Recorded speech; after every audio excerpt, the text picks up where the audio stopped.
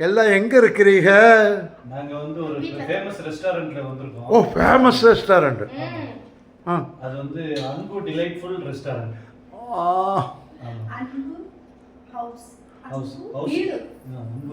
அன்பு வீடு ஹோட்டல்.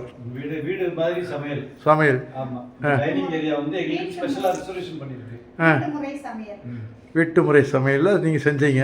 நம்ம வீட்டு மம்மையை இது என்னது? இதை பார்த்தாலே தெரியுது ஹோட்டல் தானே. இப்படி போய் பேசுவீங்கன்னு எங்களுக்கு தெரியும். அதையும் பார்த்தா தெரியுது. உசுரோட கோழி இருக்கு. சொல்றதுக்காக ஒரு வீடியோ எடுத்துட்டு இருக்கீங்க. அங்க ஒருத்தர் தின்னுட்டு இருக்கான். அவன் டியூட்டி அவன் கரெக்டாக இருக்கான்னு அர்த்தம். நம்ம தான் சரியில்லைன்னு அர்த்தம். இங்கே மாதிரி கோழி உசுரோட மேலே மிதந்துட்டு இருக்குது. ஆமாங்க. இது கோழியா இல்லை கோழி?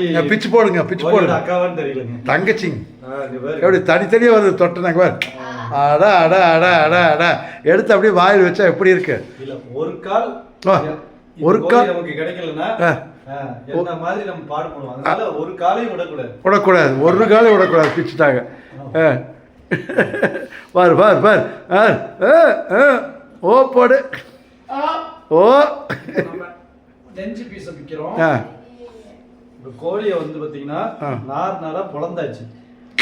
இந்த கோழி இதுக்கு முன்னாடி ஒரு தப்பு பண்ணிட்டு வாழ்க்கையில முன்னாடி ஜென்மத்துல அதுக்கு வந்து தண்டனை இப்ப கொடுத்துட்டு இருக்கோம். நாரா பிச்சு போடுறதுப்பாங்களா?